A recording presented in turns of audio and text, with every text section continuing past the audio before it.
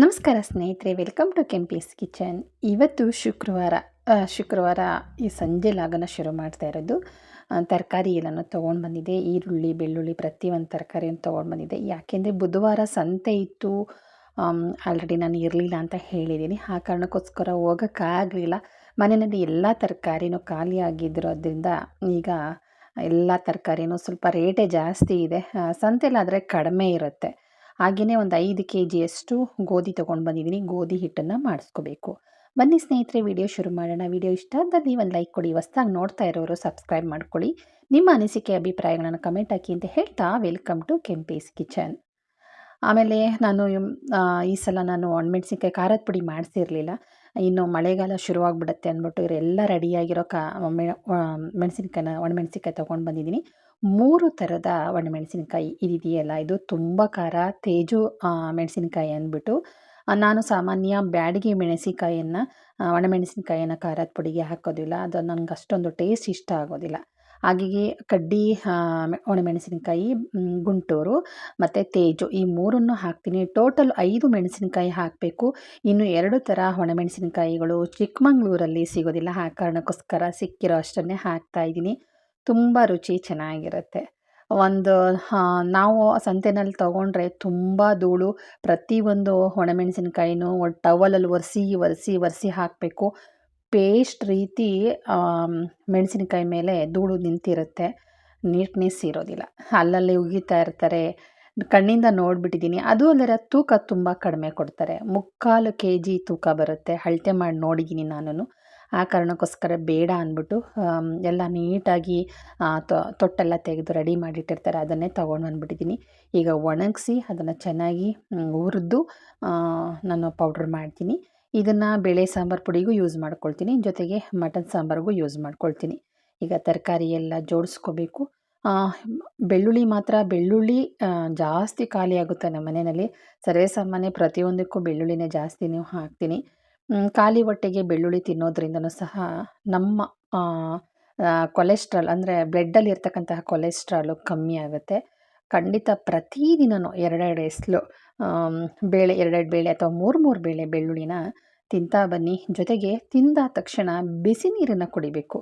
ಬಿಸಿ ನೀರು, ಕಾಫಿ ಹೇಗೆ ಕುಡಿತೀವಿ ಸೋರ್ಕೊಂಡು, ಆ ಥರ ಬಿಸಿ ನೀರನ್ನು ಕಾಫಿ ಟೈಪಲ್ಲಿ ಕಡಿಮೆ ಅಂದ್ರೂ ಅರ್ಧ ಲೀಟರ್ ನೀರು ಕುಡಿಯೋದ್ರಿಂದ 3 ತಿಂಗಳಲ್ಲಿ ನಮ್ಮ ರಕ್ತದಲ್ಲಿರೋ ಕೊಲೆಸ್ಟ್ರಾಲ್ ಖಂಡಿತವಾಗ್ಲೂ ಕಡಿಮೆ ಆಗುತ್ತೆ ಅಂತಲೇ ಹೇಳ್ಬೋದು. ಕೊಲೆಸ್ಟ್ರಾಲ್ ಜಾಸ್ತಿ ಆಗುತ್ತೆ, ಏನೆಲ್ಲ ಆಗುತ್ತೆ ಅಂತ ನಿಮಗೆ ಗೊತ್ತಿರುತ್ತಲ್ವ. ಹಾಗೆ ಮುಳ್ಳು ಬದನೆಕಾಯಿ ಈ ಟೈಮಲ್ಲಿ ಬಿಟ್ಟರೆ ಬೇರೆ ಟೈಮಲ್ಲಿ ಸಿಗೋದಿಲ್ಲ. ಎಣ್ಗಾಯಿಗೆ ಮಾತ್ರ ತುಂಬ ಚೆನ್ನಾಗಿರುತ್ತೆ. ಹಾಗಾಗಿ ಒಂದು 1/4 kgಯಷ್ಟು ತೊಗೊಂಡು ಬಂದಿದ್ದೀನಿ. ಒಂದೇ ಟೈಮ್ಗೆ ಆಗೋ ಹಾಗೆ ತುಂಬ ಅಂದರೆ ತುಂಬ ರುಚಿಯಾಗಿರುತ್ತೆ. ಖಂಡಿತ ಏನಾದರೂ ಮುಳ್ಳಿನ ಬದನೆಕಾಯಿ ಸಿಕ್ಕಿದ್ರೆ ಖಂಡಿತ ತೊಗೊಳ್ಳಿ. ಟೇಸ್ಟ್ ಮಾತ್ರ ಅದ್ಭುತವಾಗಿರುತ್ತೆ. ಮಾಡೋ ಮೆಥಡು ಒಂದೊಂದು ಕಡೆ ಒಂದೊಂದು ರೀತಿ ಇರುತ್ತೆ. ನಾನು ಸಹ ಹೇಗೆ ಮಾಡಿದೆ ಅಂತಂದ್ಬಿಟ್ಟು ನಾಳಿನ ವೀಡಿಯೋದಲ್ಲಿ ಶೇರ್ ಮಾಡ್ತೀನಿ, ಆಯಿತಾ. ನಾಳೆ ಹೇಗೆ ಮಾಡಿದೆ ನಾನು ಎಣ್ಗಾಯಿನ ಅಂತನೆಲ್ಲ ಶೇರ್ ಮಾಡ್ತೀನಿ ಖಂಡಿತವಾಗ್ಲೂ ಸ್ನೇಹಿತರೆ. ಹಾಗೆ ಶುಂಠಿನ ಸ್ವಲ್ಪ ಉಪ್ಪಾಕಿ ಒಂದು ನೈಟ್ ಪೂರ್ತಿ ನೆನೆಯೋಕೆ ಬಿಟ್ಬಿಟ್ಟು ಬೆಳಗ್ಗೆ ಎದ್ದು ನೀಟಾಗಿ ಸ್ಕ್ರಬ್ಬರ್ ಇರುತ್ತಲ್ಲ, ಹೊಸ ಸ್ಕ್ರಬ್ ತೊಗೊಂಡ್ಬಿಟ್ಟು ನೀಟಾಗಿ ವಾಶ್ ಮಾಡಿ ಇಟ್ಬಿಡ್ತೀನಿ. ಚೆನ್ನಾಗಿ ಕೊಳೆನೂ ಹೋಗುತ್ತೆ. ಸೈಡಲ್ಲಿರೋ ಮಣ್ಣು ಎಲ್ಲ ನೀಟಾಗಿಬಿಡುತ್ತೆ. ತರಕಾರಿ ಎಲ್ಲ ಬಾಕ್ಸಿಗೆಲ್ಲ ಇಟ್ಕೊಂಡಾಯಿತು. ಆಗಲೇ ಹೇಳ್ತಾ ಇದ್ದೆ ಕೊಲೆಸ್ಟ್ರಾಲ್ ಬಗ್ಗೆ. ಕೊಲೆಸ್ಟ್ರಾಲು ಬ್ಲಡ್ಡಲ್ಲಿ ಕಮ್ಮಿ ಆಗೋದ್ರ ಜೊತೆಗೆ ಈ ಒಂದು ಬೆಳ್ಳುಳ್ಳಿಯನ್ನು ದೃಷ್ಟಿ ತೆಗೆದು ಹೊರಗಡೆ ಹಾಕೋದ್ರಿಂದ ದೃಷ್ಟಿ ನಿವಾರಣೆ ಆಗುತ್ತೆ. ಹೊರಗಡೆಯಿಂದ ಯಾವುದೋ ರೋಡಲ್ಲೆಲ್ಲ ಓಡಾಡ್ಕೊಂಡು ಬಂದಿರ್ತೀವಿ. ಏನಾದರೂ ಒಂದು ರೋಡಲ್ಲಿ ತೆಗೆದು ಹಾಕಿರ್ತಾರೆ, ಇಲ್ಲ ಯಾವುದೋ ದೃಷ್ಟಿ ನಮ್ಮ ಮೇಲೆ ಬಿದ್ದಿರುತ್ತೆ. ಸುಸ್ತಾಗೋದು, ಆಯಾಸ ಆಗೋದು, ಕಿರಿಕಿರಿ ಆಗೋದು, ಬೇರೆಯವ್ರ ಮೇಲೆ ಸಿಟ್ಟು ಮಾಡ್ಕೋಬೇಕು ಅನ್ಸೋದು, ಸಡನ್ನಾಗಿ ಅವ್ರು ಏನೂ ಹೇಳ್ದಿದ್ರು ಸಡನ್ನಾಗಿ ಕೋಪ ಬರೋದು, ಇದೆಲ್ಲ ಆಗ್ತಾಯಿದ್ರೆ ಖಂಡಿತವಾಗ್ಲೂ ಅದು ದೃಷ್ಟಿ ಆಗಿದೆ ಅಂತ. ನಾವೇನು ಮೇಕಪ್ ಮಾಡ್ಕೊಂಡಿಲ್ಲ, ನನಗೆ ಯಾಕೆ ಈ ಥರ ಆಗುತ್ತೆ ಅನ್ಬೋದು. ಕೆಲವರಿಗೆ ಪೀರಿಯಡ್ಸ್ ಟೈಮಲ್ಲಿ ದೃಷ್ಟಿ ಆಗುತ್ತೆ, ಸೋಕ್ ಥರ ಆಗುತ್ತೆ. ಇನ್ನು ಕೆಲವರಿಗೆ ಒತ್ತಲ್ಲದ ಹೊತ್ತಿನಲ್ಲಿ ಹೊರಗಡೆ ಓಡಾಡೋದು, ಮಧ್ಯಾಹ್ನದ ಹೊತ್ತು, ಮುಸ್ಸಂಜೆ ಟೈಮಲ್ಲಿ, ರಾತ್ರಿ ಟೈಮಲ್ಲಿ ಓಡಾಡೋದ್ರಿಂದ. ಇನ್ನು ಕೆಲವ್ರ ಕಣ್ಣಿಗೆ ನಮ್ಮ ಕಣ್ಣಿಗೆ ನಾವು ಚೆಂದ ಕಾಣಿಸ್ಲಿಲ್ಲ ಅಂದ್ರೂ ಬೇರೆಯವ್ರಿಗೆ ಒಬ್ಬೊಬ್ಬರ ಕಣ್ಣಿಗೆ ಒಂದೊಂದು ರೀತಿಯಾಗಿ ಕಾಣಿಸ್ತೀವಿ ಅಲ್ವಾ. ದೃಷ್ಟಿ ಅನ್ನೋದು ಯಾವ ರೂಪದಲ್ಲಾದರೂ ಆಗ್ಬೋದು. ಒಂದು ಬೆಳ್ಳುಳ್ಳಿನ ತೊಗೊಂಡು ನೀಟಾಗಿ ಮುಖದಿಂದ ಎಡದ ಕೈಯಲ್ಲಿ ಇಟ್ಕೊಂಡು ಮುಖದಿಂದ ದೃಷ್ಟಿಯನ್ನು ತೆಗಿಬೇಕು. ಒಂದು ಬೇಳೆ, ಗೆಡ್ಡೆ ಅಲ್ಲ, ಒಂದು ಗೆಡ್ಡೆನಲ್ಲಿ ಒಂದು ಬೇಳೆ ತಗೊಳ್ಳಿ, ಸಿಪ್ಪೆ ತೆಗಿಬೇಡಿ. ಮುಖದಿಂದ ನೀಟಾಗಿ ಒಂದು 5 ಸಲಿನೋ 3 ಸಲಿನೋ ದೃಷ್ಟಿ ತೆಗೆದು ತೂತು ತೂತು ಅಂತ ಹೋಗುದು. ನಿಮ್ಮ ಎಡದಗಾಲಲ್ಲಿ ಅದನ್ನು ತುಳಿದು ದಾರಿಯಲ್ಲಿ ಬಿಸಾಕ್ಬಿಡಿ, ಆಯಿತಾ. ಒಂದು ಥರ ದೃಷ್ಟಿ ತೆಗೆಯೋದಾಯಿತು. ಇನ್ನೊಂದು ಥರ ದೃಷ್ಟಿ ತೆಗೆಯೋದು ಹೇಗೆ ಅಂತಂದರೆ, ಒಂದು ಬೇಳೆ ಬೆಳ್ಳುಳ್ಳಿ ತಗೊಂಡು ಅದನ್ನು ಸಿಪ್ಪೆ ಸುಲಿದು ಮುಖದಿಂದ ದೃಷ್ಟಿಯನ್ನು ತೆಗೆದು ಅದನ್ನು ಮಧ್ಯಭಾಗಕ್ಕೆ ಮುರಿದು ನಮ್ಮ 2 ಉಬ್ಬಿನ ಹತ್ರ ಹಣೆ ಬರುತ್ತಲ್ಲ, ಆ ಜಾಗದಲ್ಲಿ ಉಜ್ಕೊಳ್ಳಿ. ಮುಂಗೈಗೆ ಉಜ್ಕೊಳ್ಳಿ, ಮುಂಗಾಲಿಗೆ ಉಜ್ಕೊಳ್ಳಿ. ಖಂಡಿತವಾಗ್ಲೂ ಇದು ದೃಷ್ಟಿ ಆಗಿದ್ರೆ ಲೋಳೆ ಲೋಳೆ ಥರ ಬರುತ್ತೆ. ದೃಷ್ಟಿ ಆಗಿಲ್ಲ, ಸೋಕಾಗಿಲ್ಲ, ಏನು ಅಂದರೆ ಮಾಮೂಲಿಯಾಗಿ ಇರುತ್ತೆ. ದೃಷ್ಟಿ ಆಗಿದ್ರೆ ಮಾತ್ರ ಅಂಟಂಟ ರೀತಿ, ಲೋಳೆ ಲೋಳೆ ರೀತಿ ಬರುತ್ತೆ. ಬೇಕಾದರೆ ಗಮನಿಸಿ ನೋಡಿ. ಪುಟ್ಟ ಮಕ್ಕಳಿಗೆ ದೃಷ್ಟಿ ಆಗಿದ್ರೆ ಖಂಡಿತ ಬೆಳ್ಳುಳ್ಳಿ ಬೇಳೆಯಿಂದ ದೃಷ್ಟಿ ತೆಗೆದಾಕಿ. ಪುಟ್ಟ ಮಕ್ಕಳಿಗೆಲ್ಲ ಮೈಗೆಲ್ಲ ಹಚ್ಚೋಕೆ ಹೋಗ್ಬೇಡಿ ಬೆಳ್ಳುಳ್ಳಿ ರಸನ, ಏಕೆಂದರೆ ಉರಿ ಬರುತ್ತೆ ಅದು, ಆಯಿತಾ, ತಡ್ಕೊಳಕ್ಕಾಗಲ್ಲ. ದೃಷ್ಟಿ ತೆಗೆದಾಕಿ, ತುಂಬಾ ಒಳ್ಳೆಯದು.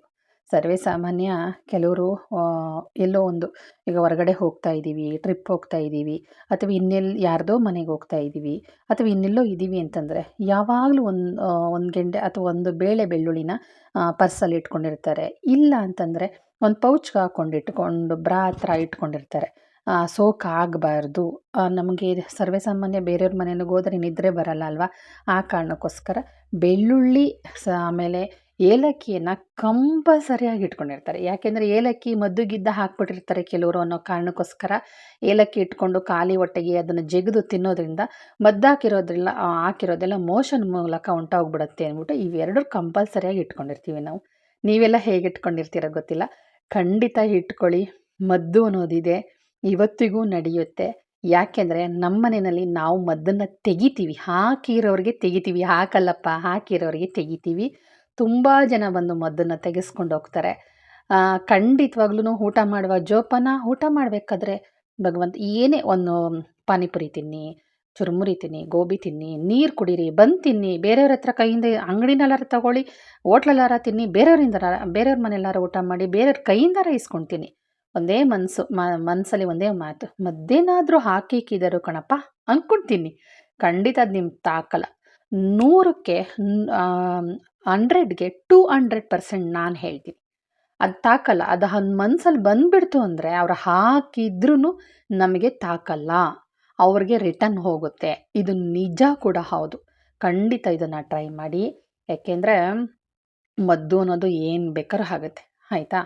ಬನ್ನಿ, ಇವಾಗ ಅಲಸಂದೆ ಕಾಳನ್ನು ನೆನೆ ಹಾಕಿದೆ, ಅಲಸಂದೆ ಕಾಳು ಸಾಂಬಾರು ಮಾಡ್ತಾಯಿದ್ದೀನಿ. ಅಲಸಂದೆ ಕಾಳು ಸಾಂಬಾರಿಗೆ ಖಾರ ರುಬ್ಕೊಂಡಿದ್ದೀನಿ. ಖಾರಕ್ಕೆ ಏನೇನು ಬೇಕು ಅಂತ ಹೇಳಲ್ಲ. ಮೊದಲನೇದಾಗಿ ಈರುಳ್ಳಿನ ಕಟ್ ಮಾಡಿಕೊಂಡು ಅದಕ್ಕೆ ಚಿಲ್ಲಿ ಪೌಡರ್, ಧನಿಯಾ ಪುಡಿ, ಅರಿಶಿನ ಪುಡಿ ಇಷ್ಟನ್ನು ಹಾಕ್ಕೊಂಡು ರುಬ್ಕೊಂಡಿದ್ದೀನಿ. ಇದಿಷ್ಟು ರುಬ್ಕೊಂಡಾದ ಮೇಲೆ ನಾನು ಒಲೆ ಮೇಲೆ ಕುಕ್ಕರ್ ಪ್ಯಾನ್ ಇಟ್ಟು ಅದಕ್ಕೆ ಸ್ವಲ್ಪ ಎಣ್ಣೆ ಹಾಕಿ ಈರುಳ್ಳಿನ ಬಾಡಿಸ್ಕೊಂಡು ಆಮೇಲೆ ಅಲಸಂದೆ ಕಾಳನ್ನು ಹಾಕಿ ಚೆನ್ನಾಗಿ ಬಾಡಿಸ್ಕೊತೀನಿ. ಅಲಸಂದೆ ಕಾಳು ಸಾರು. ಅಲಸಂದೆ ಕಾಳು ಅಂತಂದರೆ ಕೆಂಪು ಅಲಸಂದೆ. ನಮ್ಮೂರಲ್ಲಿ ಈ ಟೈಮಲ್ಲಿ, ಇವಾಗ ಕಾರ್ಗದ್ದೆ ಅಲ್ವಾ, ಈ ಟೈಮಲ್ಲಿ ನಾವು ಬೆಳಿತೀವಿ. ಈ ಮಳೆಗಾಲ ಟೈಮಲ್ಲಿ ಆಲ್ರೆಡಿ ಸ್ವಲ್ಪ ಗಿಡಗಳು ಬಂದುಬಿಟ್ಟಿದೆ. ಈಗ ಅಲಸಂದೆ ಹಸಿರು ಉದ್ದು 3 ಹಾಕಿದ್ವಿ. ಈ ಅಲಸಂದೆ ಕಾಳನ್ನು ನಾನು 2 ವರ್ಷದ್ದು ಅಲಸಂದೆ ಕಾಳು ಎಲ್ಲನೂ ಕೂಡಿಸಿ ಎಲ್ಲ ಒಣಗಿಸಿ ಕವರ್ ಮಾಡಿಟ್ಟಿದ್ದೆ. ಅದನ್ನು ನೆನೆಸಿಟ್ಟಿದ್ದೀನಿ. ಆ ಅಲಸಂದೆ ಕಾಳು ಸಾಂಬಾರನ್ನ ಮಾಡ್ತಾಯಿದ್ದೀನಿ. ತುಂಬ ಚೆನ್ನಾಗಿರುತ್ತೆ. ನನಗೆ ಹಸಿ ಅಲಸಂದೆ ಗಿಡದಿಂದ ಕಿತ್ತು ತೊಗೊಂಡ್ಬಂದು ಅದನ್ನು ಬಿಡಿಸಿ ಹಸಿ ಅಲಸಂದೆ ಮಸಾಲ ಸಾಂಬಾರು, ಉಪ್ಸಾರು, ಅದರ ಪಲ್ಯ, ಸೊಪ್ಪು ಕಾಳು ಪಲ್ಯ ನನಗೆ ತುಂಬ ಇಷ್ಟ. ನಮ್ಮೂರಲ್ಲೆಲ್ಲ ನಾವು ಹಾಗೆ ಏನು ಮಾಡ್ತೀವಿ ಅಂದರೆ, ಮನೆ ಅಳತೆಗೆ ಅಂದ್ಬಿಟ್ಟು 1-2 ಲೈನ್ ಬಿಟ್ಕೊಂಡ್ಬಿಡ್ತೀವಿ. ಇಲ್ಲಾಂದರೆ 1-2 ಪಾತೆಗೆ ಹಾಕ್ಕೊಂಡ್ಬಿಡ್ತೀವಿ. ಏನಾರ ಮಾರಾಟ ಮಾಡಬೇಕು ಅಂತಂದರೆ, ಅಂದರೆ ತಳ್ಳನ್ನು ಒಣಗಿಸಿ ಕಾಳನ್ನು ಮಾರಾಟ ಮಾಡಬೇಕು ಅಂತಂದರೆ ಎಕರೆಗಟ್ಟಲೆ ಹಾಕ್ಕೊಂಡು ಮಾಡ್ತೀವಿ, ಆಯಿತಾ. ಬನ್ನಿ, ಅಲಸಂದೆ ಕಾಳು ನೆನೆಸಿಟ್ಟಿದೆ, ಅದನ್ನೆಲ್ಲ ನೀರು ಸೋರಿಸ್ಕೊಂಡಿದ್ದೀನಿ. ಒಲೆ ಮೇಲೆ ಪ್ಯಾನ್ ಇಟ್ಟು ಅದಕ್ಕೆ ಸ್ವಲ್ಪ ಎಣ್ಣೆ ಹಾಕಿ, ಎಣ್ಣೆ ಕಾದ್ಮೇಲೆ ಈರುಳ್ಳಿಯಾಗಿ ಬಾಡಿಸ್ಕೊಂಡು ಆಮೇಲೆ ನೀರೆಲ್ಲ ಸೋರಿಸಿ ಅಲಸಂದೆ ಕಾಳನ್ನು ಹಾಕಿ ಅದನ್ನು ಹಸಿ ವಾಸನೆ ಹೋಗೋ ತನಕ ಹುರ್ಕೊಂಡು, ಈಗ ಧನಿಯಾ ಪುಡಿ, ಖಾರದ ಪುಡಿ, ಅರಿಶಿನ ಪುಡಿ ಎಲ್ಲನೂ ರುಬ್ಕೊಂಡಿದ್ನಲ್ಲ ಈರುಳ್ಳಿನೂ ಅದನ್ನು ಹಾಕಿ ಅದ್ರ ಘಾಟ್ ಹೋಗೋವರೆಗೂ ಲೋ ಫ್ಲೇಮಲ್ಲಿ ಇಟ್ಕೊಂಡು ಚೆನ್ನಾಗಿ ಹುರ್ಕೋಬೇಕು. ಅದು ಚೆನ್ನಾಗಿ ಹುರಿದಷ್ಟು ಟೇಸ್ಟು ಚೆನ್ನಾಗಿ ಬರುತ್ತೆ. ಹುರ್ಕೊಂಡೆಲ್ಲ ಆದಮೇಲೆ ಪಕ್ಕದಲ್ಲಿ ಬಿಸಿ ನೀರು ಕಾಯಿಸಿ ಇಟ್ಕೊಂಡಿದ್ದೆ, ಅದನ್ನು ಹಾಕಿ ಕುಕ್ಕರ್ ಮುಚ್ಚಳ ಮುಚ್ಚಿ 3 ವಿಸಲ್ ತೊಗೊಳ್ತೀನಿ. ಏನು ಮೇಡಮ್ ತರಕಾರಿ ಏನೂ ಹಾಕಿಲ್ವಲ್ಲ ಅಂದ್ಕೋಬೇಡಿ, ಹೇಳ್ತೀನಿ ಮುಂದೆ ಹಾಕ್ತೀನಿ. ಈಗ ಏನಾದರೂ ಹಾಕ್ಬಿಡ್ತು ಅಂದರೆ ಚೆನ್ನಾಗಿರೋದಿಲ್ಲ, ಆಯಿತಾ. 3 ವಿಸಲ್ ತೊಗೊಳ್ತೀನಿ. ತಗೊಳ್ತಾ ಮಾತಾಡೋಣ ಬನ್ನಿ. ಹಾಗೆ ಉಪ್ಪು ಖಾಲಿಯಾಗಿತ್ತು. ಉಪ್ಪಿನ ಜಾಡಿಗೆ ಉಪ್ಪು ತುಂಬ್ತಾ ಇದ್ದೀನಿ. ಉಪ್ಪಿನ ಜಾಡಿಗೆ ಲವಂಗನ ಹಾಕಿದ್ದೀನಿ. ಲವಂಗನ ಹಾಕೋದು ಹೇಗೆ ಅದನ್ನು ತೋರಿಸಿದೆ. ಎಷ್ಟೋ ಸಲ ಸ್ಪೂನಿಂದ ಉಪ್ಪು ತಗೋಬೇಕಾದ್ರೆ ಲವಂಗನ ನೀವು ನೋಡಿದ್ದೀರಾ, ಯಾಕಕ್ಕ ಹಾಕಿದ್ದೀರಾ ಅಂತ. ನಮ್ಮವ್ರ ಗೀತಿ ಒಂದೇ ಮಾತು ಹೇಳಿದ್ರು. ಏನಮ್ಮಿ ನೀನೇನು ವೀಡಿಯೋ ಮಾಡ್ತಿದ್ದೆ ಅಂತಂದ್ಬಿಟ್ಟು ಅದು ತೋರ್ಸರ, ನಿಂಗೆ ಅಷ್ಟು ಬುದ್ಧಿ ಇಲ್ವೇನಾ? ಹಾಂ, ಗೊತ್ತಾಗಲ್ವೇನಾ ನಿನಗೆ? ಎಲ್ಲ ಭಗವಂತ ಒಳ್ಳೇದು ಮಾಡ್ತಾವನೆ ಅಂದ್ಬಿಟ್ಟು ಎಲ್ಲರಿಗೂ ತೋರಿಸ್ಕೊ ಹೋದ್ರೆ ಹೆಂಗ ತಾಯಿ ಅಂತಂದರು. ಯಾಕೆ ಗೊತ್ತಾ, ನಮ್ಮವ್ರ ಗೀತಿರ್ನ ನನ್ನನ್ನು ಅತ್ತೆ ಅಂತ ಹೇಳ್ತೀನಿ. ಇಲ್ಲ ಅತ್ತೆ, ನಾನು ವೀಡಿಯೋ ಮಾಡ್ತಿದ್ದೀನಲ್ವ, 4 ಜನಕ್ಕೆ ಗೊತ್ತಾಗಲಿ ಬಿಡಿ. ಅಲ್ಲ ಕಂಡ್ಬಿಡ್ಮುಂಡದೆ, ನಿಂಗೆ ಅಷ್ಟು ಗೊತ್ತಾಗಲ್ವೇನೆ ಅಂತ. ಯಾಕೆ ಗೊತ್ತಾ ನಮ್ಮ ಅತ್ತೆದಿರನ್ನ ಅತ್ತೆ ಅನ್ನೋದು?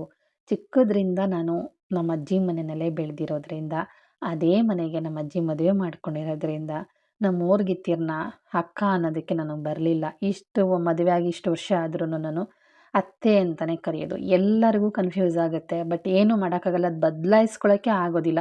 ಅಕ್ಕ ಅಂತಂದ್ಬಿಟ್ಟು ಅಕ್ಕ ಅಕ್ಕ ಕೋಳಿ ಪುಕ್ಕ ಅಂದ್ಬಿಟ್ಟು ಅವ್ರ ಮುಂದೆನೇ ಆಡ್ಕೊಂಡು ನಕ್ಬಿಡ್ತಿದೆ. ಅಮ್ಮ ತಾಯಿ ನೀನೇನು ಅನ್ಬೇಡ ಕಣವ್ವ, ಅತ್ತೆ ಅಂತಲೇ ಕರೆಯವ್ವ ಅಂತನ್ನೋರು. ಯಾಕೆಂದರೆ ಅವ್ರನ್ನ ಮದುವೆ ಮಾಡಿಕೊಂಡು ನಮ್ಮ ಮನೆಗೆ ಬಂದಾಗ ನಾನು ಆವಾಗ 1ನೇ ಕ್ಲಾಸ್ ಓದ್ತಾ ಇದ್ದೆ. 1ನೇ ಕ್ಲಾಸು ಓದ್ತಾ ಇದ್ದೆ.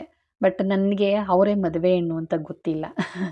ನಾನು ಅವಾಗ ಸ್ಕೂಲಿಗೆ ಹೋಗಿದ್ದೆ, ನನ್ನನ್ನು ಕರ್ಕೊಂಡೋಗಿರಲಿಲ್ಲ ಮದುವೆಗೆ.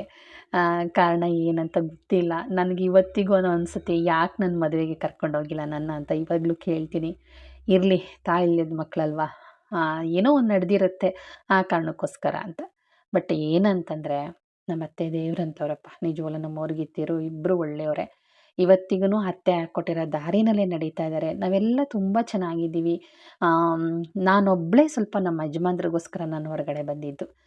ಅಕ್ಕನ ಮಗಳನ್ನ ಮದುವೆ ಮಾಡ್ಕೊಂಡಿದ್ದೀವಿ ಅಂತ ಅಂದ್ಕೊಂಡು, ತಾಯಿಲ್ದೆ ತಬ್ಲಿ ಮಗ, ತಂದೆ ತಾಯಿ ಪ್ರೀತಿ ಕಂಡಿಲ್ಲ ಇದು ಅಂದ್ಕೊಂಡು ಎಲ್ಲರೂ ನನಗೆ ಪ್ರೀತಿ ಕೊಟ್ಟಿದ್ದಾರೆ. ನಮ್ಮ ಗೀತಿ ನನ್ನ ಮಗಳಿಗಿಂತ ಹೆಚ್ಚಾಗಿ ನನ್ನ ಸಾಕಿ ಸಲಹಿ ಪ್ರತಿಯೊಂದಕ್ಕೂ ಜೊತೆಲಿದ್ದರು.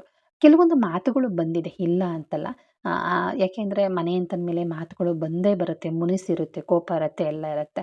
ಆದರೆ ನನ್ನ ಅಜ್ಜಿ ಹೇಳಿದ್ದು ಒಂದೇ, ಜಗಳ ನಿನ್ನಿಂದ ಅಂತ ಬರಬಾರ್ದು. ಅವ್ರು ಏನೇ ಬೈದ್ರೂ ನೀನೇ ಮಾತಾಡಿಸ್ಕೊಂಡು ಹೋಗಬೇಕು. ಮನೆ ಹಾಳಾಗ್ಬಿಡುತ್ತೆ, ಮನೆ ಒಡೆದೋಗುತ್ತೆ, ಹಂಗೆ ಆಗಬಾರ್ದು. ಅವ್ರು ಬೈತಾರ, ಬೈಲಿ, ಏನು ಅನ್ಬೇಕಾದ್ರೂ ಅನ್ನಲಿ, ನನ್ನ ಕಿವಿ ಹತ್ರ ತರಬೇಡ ನೀನು ಅಂತಲೇ ಚಿಕ್ಕದ್ರಿಂದನೂ ನನಗೆ ಅದನ್ನು ತುಂಬಿಸ್ಬಿಟ್ಟಿದ್ರು ತಲೆಗೆ. ಹಂಗಾದ್ರೆ ಅವ್ರು ಏನೇ ನನಗಂದ್ರೂ ನಾನು ಮತ್ತೆ ಹೋಗಿ ನಾನು ಮಾತಾಡಿಸ್ತಾ ಇದ್ದೆ. ಅಂದಿದ್ದಾರೆ, ಕಿಂಡಲಾಗಿ ಮಾತಾಡಿದ್ದಾರೆ, ಮನಸ್ಸು ನೋವಾಗಿ ಮಾತಾಡಿದ್ದಾರೆ, ತುಂಬ ತುಂಬ ತುಂಬ ಹರ್ಟಾಗಂಗೆ ಮಾತಾಡಿದ್ದಾರೆ. ನಾನು 1-2-3 ವಿಡಿಯೋದಲ್ಲೂ ಸಹ ನಾನು ಹೇಳಿದ್ದೀನಿ. ಎಷ್ಟೋ ಅದನ್ನು ಹೇಳ್ಕೊಳಕ್ಕೆ ಆಗೋದಿಲ್ಲ, ಅಂಥ ವಿಚಾರಗಳಲ್ಲಿ ತುಂಬ ಮನಸ್ಸು ನೋವಾಗಿ ಮಾತಾಡಿದ್ದಾರೆ, ಇಲ್ಲ ಅಂತಲ್ಲ. ಬಟ್ ಮಾತು ಮಾತಂಗೆ. ಆದರೆ ಹಂಗಂದ್ಬಿಟ್ಟು ಮುನಿಸ್ಕೊಂಡು ಖಂಡಿತ ನಮ್ಮ ಮನೆಯಲ್ಲಿ ಇರೋ ಹಾಗಿಲ್ಲ. ಅವ್ರು ಬೇಕಾದ್ರೆ ಮುನ್ಸ್ಕೊಂಡಿರ್ಬೋದು, ನಾನು ಮಾತಾಡಲೇಬೇಕು. ಏಕೆಂದರೆ ಒಬ್ಬ ಮೊಮ್ಮಗಳಾಗಿದ್ಕೊಂಡು ನನ್ನ ಅಜ್ಜಿ ನನಗೆ ವಹಿಸಿದ್ದಿದ್ದು ಅದು. ಇರಲಿ, ನನ್ನ ಅಜ್ಜಿ ಮಾಡಿದ್ದು ನಾನು ಒಳ್ಳೇದಕ್ಕೆ ಅಂತ ತಿಳ್ಕೊಳ್ತೀನಿ. ಇವಾಗ ಕಾಳೆಲ್ಲ 1-2-3 ವಿಸಲ್ ಬರೆಸ್ಕೊಂಡಾದಮೇಲೆ ನಾನಿಲ್ಲಿ ಮಸಾಲ ರುಬ್ಕೊಂಡಿದ್ದೀನಿ. ಚಕ್ಕೆ, ಲವಂಗ, ಶುಂಠಿ, ಈರುಳ್ಳಿ, ಬೆಳ್ಳುಳ್ಳಿ, ಗಸಗಸೆ, ಆಮೇಲೆ ಟೊಮೊಟೊ ಹಣ್ಣು, ಕೊತ್ತಂಬರಿ ಸೊಪ್ಪು, ಪುದೀನ ಸೊಪ್ಪು, ತೆಂಗಿನಕಾಯಿ ಇಷ್ಟನ್ನು ಹಾಕಿ ನೈಸಾಗಿ ರುಬ್ಕೊಂಡಿದ್ದೀನಿ ಮಸಾಲಾನ. ರುಬ್ಕೊಂಡಾದಮೇಲೆ ಈ ಕಡೆ ಆಲೂಗೆಡ್ಡೆ, ಬದನೆಕಾಯಿನೂ ಸಹ ಕಟ್ ಮಾಡಿ ಇಟ್ಕೊಂಡಿದ್ದೀನಿ. ನೋಡಿ, ಮಸಾಲೆಗೆ ನಾನು ಟೊಮೊಟೊ 4 ತಗೊಂಡೆ. 3 ಟೊಮೊಟೊ ಸಾಕಾಯಿತು. ನಮ್ಮ ಮನೇಲಿ ಸ್ವಲ್ಪ ಉಪ್ಪು ಹುಳಿ ಖಾರ ಜಾಸ್ತಿನೇ ತಿಂತಾರೆ. ಅಕ್ಕ ಟೊಮೊಟೊ ಇಷ್ಟೊಂದಾ ಅಂತ ಅನ್ನೋಕೆ ಹೋಗಬೇಡಿ. ಸಣ್ಣ ಸಣ್ಣ ಟೊಮೊಟೊಗಳು 3 ಟೊಮೊಟೊ ಹಾಕಿದ್ದೀನಿ. ಇದನ್ನೆಲ್ಲ ಚೆನ್ನಾಗಿ ನೈಸಾಗಿ ರುಬ್ಕೊಂಬಿಟ್ಟು ಕುಕ್ಕರ್ ಮುಚ್ಚಳ ತೆಗೆದು ಅದಕ್ಕೆ ಹಾಕಾದ್ಮೇಲೆ ಅದು ಒಂದು ಕುದಿ ಬರ್ತಾ ಇದ್ದಂಗೆ ಆಲೂಗೆಡ್ಡೆ, ಬದನೆಕಾಯಿನ ಹಾಕ್ಬಿಟ್ಟು ಮತ್ತೆ ಚೆನ್ನಾಗಿ ಬೇಯಿಸ್ಕೊತೀನಿ. ಮತ್ತೆ ಕುಕ್ಕರ್ ಮುಚ್ಚಳ ಮುಚ್ಚೋಕ್ಕೆ ಹೋಗೋದಿಲ್ಲ. ಈಗ ಆಲ್ರೆಡಿ 3 ವಿಸಲ್ ಬೇಯಿಸ್ಕೊಂಡಿದ್ದೀನಿ. ಚೆನ್ನಾಗಿ ತಂಬಿಟ್ಟು ಥರ ಬೆಂದಿರುತ್ತೆ. ಅದು ಕೆಂಪು ಅಲಸಂದೆ ಬೇರೆ ತುಂಬ ರುಚಿಯಾಗಿರುತ್ತೆ. ಗದ್ದೆ ಕಾಳಲ್ವಾ, ತುಂಬ ಟೇಸ್ಟಾಗಿರುತ್ತೆ. 3 ವಿಸಲ್ ಬರೆಸ್ಕೊಂಡಿದ್ದೀನಲ್ವ, ಈಗ ಕಾಯಿ ಹಾಕಿದ್ಮೇಲೆ ಒಂದು 3-4 ನಿಮಿಷ ಚೆನ್ನಾಗಿ ಕುದೀತಾ ಇರುತ್ತಲ್ವ. ಕುದೀತಾ ಇರ್ಬೇಕಾದ್ರೆ ಆಲೂಗೆಡ್ಡೆ, ಬದನೆಕಾಯಿ ಹಾಕಿದ್ರೆ ಬೇಗ ಬೆಂದೋಗುತ್ತೆ. ಅದರಲ್ಲೂ ಪರ್ಪಲ್ ಕಲರ್ ಬದನೆಕಾಯಿ ಈ ಸಲ ತಂದಿರೋದು ಒಳ್ಳೆ ಬೆಣ್ಣೆ ಇದ್ದಂಗಿತ್ತು. ತುಂಬ ಅಂದರೆ ತುಂಬ ಚೆನ್ನಾಗಿತ್ತು ಸ್ನೇಹಿತರೆ.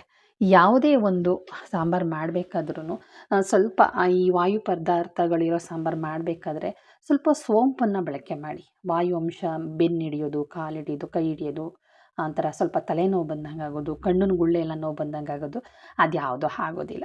ಆಯ್ತಲ್ಲ, ಖಂಡಿತವಾಗ್ಲೂ ಅದನ್ನು ಖಂಡಿತ ಈ ಥರ ಟ್ರೈ ಮಾಡಿ. ಟೇಸ್ಟ್ ಮಾತ್ರ ತುಂಬಾ ಚೆನ್ನಾಗಿರುತ್ತೆ ಸ್ನೇಹಿತರೆ. ಹಾಗೆ ಅವ್ವನ ಬಗ್ಗೆ ನಾನು ಮಾತಾಡ್ತಾ ಇದ್ದೆ. ಹಾಂ, ಇವತ್ತೆಲ್ಲ ಸರ್ವೇ ಸಾಮಾನ್ಯ ತುಂಬಿದ ಕುಟುಂಬಗಳು ತುಂಬ ಕಡಿಮೆ. ಇವತ್ತು ಮಕ್ಕಳು ಅಪ್ಪ ಅಮ್ಮನ ಮಾತು ಕೇಳ್ತಾ ಇಲ್ಲ. ಅಪ್ಪ ಅಮ್ಮನ ವಯಸ್ಸಾದಾಗ ದೂರ ಅನಾಥಾಶ್ರಮ, ವೃದ್ಧಾಶ್ರಮ ಅಂತ ಬಿಡ್ತಾ ಇದ್ದಾರೆ. ಬೀದಿನಲ್ಲಿ ವಯಸ್ಸಾದ್ಮೇಲೆ ವಯಸ್ಸಾಗಿರೋ ವೃದ್ಧರು ಬೀದಿನಲ್ಲಿ ಕಾಲ ಕಳೀತಾ ಇದ್ದಾರೆ, ದೇವಸ್ಥಾನದಲ್ಲಿ ಕಾಲ ಕಳೀತಾ ಇದ್ದಾರೆ. ಆಮ್, ಅನ್ನೋದಕ್ಕೆ ಕಾರಣ ನಾವುಗಳೇ, ಬೇರೆಯವರಲ್ಲ. ಮಕ್ಕಳು ಸ್ವಲ್ಪ ದೊಡ್ಡವರಾದಾಗೆ ನೀವು ಅನ್ಬೋದು, ಏನು ಮೇಡಮ್ ಈ ಥರ ಅಂತೀರಾ ಅಂತ. ಹೌದು, ಎತ್ತು ತಂದೆ ತಾಯಿನೇ ಆ ಮಕ್ಕಳು ಆ ಬುದ್ಧಿ ಬರೋದಕ್ಕೆ ಕಾರಣ ಹೊರತು ಕಟ್ಕೊಂಡಿರೋ ಹೆಂಡತಿ ಅಂತೂ ಖಂಡಿತ ಅಲ್ಲ. ಏಕೆಂದರೆ ಮನೆಗೆ ಬಂದಿರೋದು ಮಹಾಲಕ್ಷ್ಮಿನ ನಾವು ಮಾತಾಡಬಾರ್ದು. ನಾವು ಹೆಂಗೆ ಬೇಕಾದ್ರೂ ಅವಳನ್ನು ಹೇಳ್ಕೊಬೋದು. ಹೇಗೆ ಅಂತ ಹೇಳ್ತೀನಿ ಕೇಳಿ. ಮೊದಲನೇದಾಗಿ, ಒಂದು ವಯಸ್ಸು ಅಂತ ಬಂದ ತಕ್ಷಣ ಒಂದು 5 ವರ್ಷ ಆಗ್ತಾ ಇದ್ದಂಗೆ ಮಕ್ಕಳನ್ನ ಒಂದು ರೂಮ್ಗೆ ಹಾಕ್ಬಿಡ್ತಾರೆ. ನೀನು ಅಲ್ಲೇ ಮಲ್ಕೊ ಅಂತ. ಮಕ್ಕಳಲ್ಲಿ ಒಂಟಿತನ ಅನ್ನೋದು ಬೆಳೆಯೋಕ್ಕೆ ಶುರುವಾಗುತ್ತೆ. ಯಾವಾಗಲೂ ಮೊಬೈಲು ಇಲ್ಲ ಟಿ ವಿ, ಏನೋ ಒಂದು ತಾಯಿ ಒಂದು ಡ್ಯೂಟಿಗೆ ಹೋಗ್ತಾರೆ. ಸಂಜೆ ಆದ ತಕ್ಷಣ ಬಂದು ಅವ್ರ ಮನೆ ಕೆಲಸ, ಅವ್ರಿಗೆ ಅವ್ರದ್ದೇ ಒಂದು ಲೋಕದಲ್ಲಿ ಅವ್ರು ಇರ್ತಾರೆ. ಮಗನ ಬಗ್ಗೆ ಕೇರ್ ತಗೊಳ್ಳೋದಾಗಲಿ, ಮಗನ ಬಗ್ಗೆ ಮಾತಾಡೋದಾಗಲಿ, ಸ್ಕೂಲ್ ಬಗ್ಗೆ ವಿಚಾರಿಸೋದಾಗಲಿ, ಆಗು ಹೋಗುಗಳು, ಆ ಮಗು ಏನೋ ಒಂದು ಅಮ್ಮನ ಹತ್ರ ಹೇಳ್ಕೋಬೇಕು. ಅಮ್ಮ ಫ್ರೆಂಡ್ ಹಂಗಂದಮ್ಮ, ಅಮ್ಮ ಫ್ರೆಂಡ್ ಹಿಂಗಂದಮ್ಮ, ನಾನು ಹೀಗೆ ಮಾಡಿದೆ ಅಮ್ಮ, ಹಾಗೆ ಮಾಡಿದೆ ಅಮ್ಮ, ಅಲ್ಲ ಹಾಗಾಯಿತು ಹೀಗಾಯಿತು ಅಂತ ಹೇಳೋಕ್ಕೆ ಬಂದಾಗ ಅಮ್ಮ ಆಗಿರೋಳು, ಹೋಗ ಅದನ್ನೆಲ್ಲ ನನ್ನ ಹತ್ರ ಯಾಕೆ ಬಂದಿದ್ದೆ, ನನ್ನದೇ ನಂಗೆ ಆಗೋದು ಈಗ ತಾನೇ ಸಾಕಾಗಿ ಬಂದಿದ್ದೀನಿ ಅಂತ ಅಮ್ಮ ಆಗಿರೋಳು ಅಂದ್ಬಿಡ್ತಾಳೆ. ಆ ಮಗುಗೆ ಎಷ್ಟು ನೋವು ಆಗಲ್ಲ ಅಲ್ವಾ? ಆ ಮಗು ಆ ಮನಸ್ಸಿನ ಮಾತನ್ನ ಇನ್ನೊಬ್ರ ಹತ್ರ ಹೇಳ್ಕೊಳ್ಳೋಕ್ಕೋಸ್ಕರ ಸ್ನೇಹ ಬಯಸುತ್ತೆ. ಆವಾಗಲೇ ಹುಟ್ಕೊಳ್ಳೋದು ಸ್ನೇಹಿತರು. ಹೌದಲ್ವಾ? ಆ ಸ್ನೇಹ ಒಳ್ಳೇದಾದ್ರೇನೂ ಪರವಾಗಿಲ್ಲ. ಚಿಕ್ಕ ಪುಟ್ಟ ವಯಸ್ಸಲ್ಲಿ ಹೇಗೆ ಅರ್ಥ ಮಾಡ್ಕೊಳ್ತವೆ ಮಕ್ಕಳು? ಇದು ಒಳ್ಳೇದಾ ಕೆಟ್ಟದ್ದಾ ಅಂತ ಹೇಗೆ ತಿಳ್ಕೊಳ್ತವೆ? ತಿಳ್ಕೊಳ್ಳೋಕ್ಕಾಗೋದಿಲ್ಲ ಅಲ್ವಾ? ಆ ಚಿಕ್ಕ ಪುಟ್ಟ ವಯಸ್ಸಲ್ಲಿ ಆ ದಾರಿ ಇದೆಯಲ್ಲ, ಗೊತ್ತಿದ್ದೋ ಗೊತ್ತಿಲ್ಲದಿರೋ ಇಡ್ತಕ್ಕಂತಹ ಹೆಜ್ಜೆ. 6 ವರ್ಷ 7 ವರ್ಷ ಮಕ್ಕಳು 1ನೇ ಕ್ಲಾಸ್ 2ನೇ ಕ್ಲಾಸ್ ಓದ್ತಿದ್ದಂಗೆನೇ ಸಿಂಗಲ್ಲಾಗಿ ರೂಮಲ್ಲಿ ಮಲ್ಕೊ ಅಂತ ಬಿಡೋದು ತುಂಬ ದೊಡ್ಡ ತಪ್ಪು ಸ್ನೇಹಿತರೆ. ಖಂಡಿತವಾಗ್ಲೂ ಆ ಮನಸ್ಸಿನ ಮಾತಿಗೋಸ್ಕರ ಸ್ನೇಹ ಮಾಡ್ತಾರೆ. ಒಳ್ಳೆ ಸ್ನೇಹ ಆದರೆ ಉಳ್ಕೊಳ್ಳುತ್ತೆ, ಕೆಟ್ಟ ಸ್ನೇಹ ಆದರೆ ಮನೆ ಒಂದು 3 ಬಾಗಿಲು ಅಂತಾರಲ್ಲ, ಆ ಥರ ಜೀವನ ಆಗ್ಬಿಡುತ್ತೆ. ಇವತ್ತು ತಂದೆ ತಾಯಿ ಪ್ರೀತಿ, ವಿಶ್ವಾಸ, ನಂಬಿಕೆ, ಅಪ್ಪ ಅಮ್ಮ ಅವರ ಪ್ರೀತಿ ಅಂದ್ರೇನು, ಅವ್ರ ಜವಾಬ್ದಾರಿ ಅಂದ್ರೇನು, ಅವ್ರು ಹೇಗೆ ದಾರಿ ತೋರಿಸ್ತಾರೆ. ಅಪ್ಪ ಅಮ್ಮನ ಏನೇ ಮಾಡಬೇಕಾದ್ರೂ ಕೇಳಬೇಕು, ಅಪ್ಪ ಅಮ್ಮಂಗೆ ನಾನು ಹೇಳಬೇಕು ಅಂತ ಮಕ್ಕಳ ಮನಸ್ಸಲ್ಲಿ ಬರಲಿಲ್ವಲ್ಲ, ನನ್ನ ಬಗ್ಗೆ ಯೋಚನೆ ಮಾಡಲಿಲ್ವಲ್ಲ ಅಂತ ಅಪ್ಪ ಅಮ್ಮ ಕೊರಗ್ತಾರಲ್ಲ, ಅದಕ್ಕೆ ಕಾರಣಕರ್ತರು ನಾವೇ ಆಗಿರ್ತೀವಲ್ಲ. ಯಾಕಂದರೆ ಚಿಕ್ಕದ್ರಿಂದ ಆ ಮಕ್ಕಳು ಒಳ್ಳೇದು ಕೆಟ್ಟದ್ದು ನಾವು ಕೇಳಿದರೆ ತಾನೇ. ಇವತ್ತು ನಮ್ಮ ಮಕ್ಕಳು ನಮ್ಮನ್ನು ಯಾಕೆ ವೃದ್ಧಾಶ್ರಮಕ್ಕೆ ಬಿಡ್ತಿರಲಿಲ್ಲ ಖಂಡಿತವಾಗ್ಲೂ. ಅವ್ರು ನಮ್ಮ ಹತ್ರ ಚರ್ಚೆ ಮಾಡ್ತಾಯಿದ್ರು. ನನ್ನ ಹೆಂಡ್ತಿ ಹಿಂಗೆ ಅಂತ ಇದ್ದಾಳಮ್ಮ, ಅಮ್ಮ ಮನ್ಸನ್ನು ನೋವು ಮಾಡಬೇಡ ಅಂತ ಇವ್ರ ಹತ್ರ ಮಾತಾಡೋದು, ಹೆಂಡ್ತಿ ಹತ್ರ ಮಾತಾಡೋದು, ಸರಿ ದೂಗಿಸ್ಕೊಂಡು ಸಂಸಾರನ ಹೋಗ್ತಾಯಿದ್ರು. ಅಮ್ಮ ಆಗಿರೋಳು ನಮ್ಮನ್ನು ಇಂಡಿಪೆಂಡೆಂಟಾಗಿ ಬೆಳೆಸಿದಾಗ ಮಗ ತಿಳ್ಕೊಳ್ತಾನೆ. ನಮ್ಮನ್ನೇ ಬೆಳೆಸಿದವರು ಅವ್ರು ಬೆಳೆಯೋಕ್ಕಾಗಲ್ವ, ಅವ್ರು ಇರೋಕ್ಕಾಗಲ್ವ, ಅವ್ರಿಗೂ ಇದ್ದ ಅಭ್ಯಾಸ ಆಗುತ್ತೆ ಬಿಡಂಬಿಟ್ಟು ಯಾವುದೋ ಒಂದು ವೃದ್ಧಾಶ್ರಮ ತೊಗೊಂಡೋಗಿ ಬಿಡ್ತಾರೆ, ಇಲ್ಲೆಲ್ಲ ಆಸ್ತಿ ತೊಗೊಂಡು ರೋಡಿಗೆ ಬಿಡ್ತಾರೆ. ಹೌದು ಸ್ನೇಹಿತರೆ, ಯಾವುದೇ ಕಾರಣಕ್ಕೂ ಮಕ್ಕಳನ್ನ ಮಾತ್ರ ದಯವಿಟ್ಟು ಬಿಡಕ್ಕೆ ಹೋಗಬೇಡಿ ಒಂಟಿಯಾಗಿ. ಮಕ್ಕಳ ಮನಸ್ಸಲ್ಲಿ ಖಿನ್ನತೆ ಬೆಳೆದ್ಬಿಡುತ್ತೆ. ಕೆಲವು ಮಕ್ಕಳು ಆ ಖಿನ್ನತೆಗೊಳಗಾಗಿ ಸೂಸೈಡ್ ಮಾಡ್ಕೊಂಡ್ಬಿಡ್ತವೆ, ದಾರಿ ತಪ್ತವೆ, ಬೇರೆ ಬೇರೆ ರೀತಿಗ ಆದಿ ತಪ್ಕೊಂಡು ಹೊರ್ಟೋಗ್ಬಿಡ್ತಾವಪ್ಪ. ಆ ಥರ ತಪ್ಪು ಮಾಡಕ್ಕೆ ಹೋಗಬೇಡಿ. ಮಕ್ಕಳು ಅವರೆಷ್ಟೇ ದೊಡ್ಡವರಾದರೂ ಪುಟ್ಟ ಮಕ್ಕಳೇ. ಮಕ್ಕಳನ್ನ ಹೇಗೆ ಸಾಕೋದು ನಾಳಿನ ವಿಡಿಯೋದಲ್ಲಿ ಮಾತಾಡ್ತೀನಿ ಸ್ನೇಹಿತರೆ. Thank you.